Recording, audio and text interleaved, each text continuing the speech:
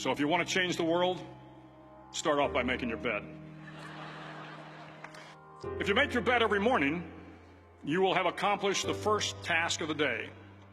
It will give you a small sense of pride, and it will encourage you to do another task, and another, and another. And by the end of the day, that one task completed will have turned into many tasks completed. Making your bed will also reinforce the fact that the little things in life matter. If you can't do the little things right, you'll never be able to do the big things right.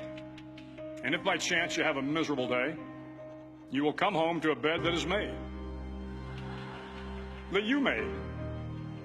And a made bed gives you encouragement that tomorrow will be better. To pass SEAL training, there are a series of long swims that must be completed. One is the night swim. Before the swim, the instructors joyfully brief the students on all the species of sharks that inhabit the waters off San Clemente. They assure you, however, that no student has ever been eaten by a shark, at least not that they can remember. But you are also taught that if a shark begins to circle your position, stand your ground. Do not swim away. Do not act afraid. And if the shark, hungry for a midnight snack, darts towards you, then summons up all your strength and punch him in the snout, and he will turn and swim away. There are a lot of sharks in the world. If you hope to complete the swim, you will have to deal with them. So if you want to change the world, don't back down from the sharks.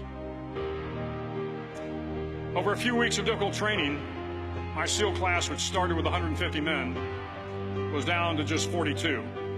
There were now 6 boat crews of 7 men each. I was in the boat with the tall guys, but the best boat crew we had was made up of the little guys, the Munchkin crew, we called them. No one was over 5'5".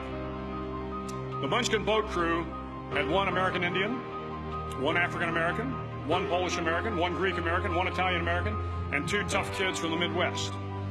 They out-paddled, outran, and outswam all the other boat crews. The big men in the other boat crews would always make good-natured fun of the tiny little flippers the Munchkins put on their tiny little feet prior to every swim. But somehow these little guys from every corner of the nation and the world always had the last laugh, swimming faster than everyone and reaching the shore long before the rest of us. SEAL training was a great equalizer. Nothing mattered but your will to succeed, not your color, not your ethnic background, not your education, not your social status. If you want to change the world, measure a person by the size of their heart, not by the size of their flippers. The 9th week of training is referred to as Hell Week. It is 6 days of no sleep, constant physical and mental harassment, and 1 special day at the Mud Flats. The Mud Flats are an area between San Diego and Tijuana where the water runs off and creates the Tijuana Sloughs, a swampy patch of terrain where the mud will engulf you. It is on Wednesday of Hell Week that you paddle down to the Mud Flats and spend the next 15 hours trying to survive this freezing cold, the howling wind, and the incessant pressure to quit from the instructors. As the sun began to set that Wednesday evening, my training class, having committed some egregious infraction of the rules, was ordered into the mud. The mud consumed each man till there was nothing visible but our heads. The instructors told us we could leave the mud if only 5 men would quit. Only 5 men, just 5 men, and we could get out of the oppressive cold. Looking around the mud flat, it was apparent that some students were about to give up. It was still over 8 hours till the sun came up. 8 more hours of bone-chilling cold. The chattering teeth and the shivering moans of the trainees were so loud, it was hard to hear anything. And then one voice began to echo through the night.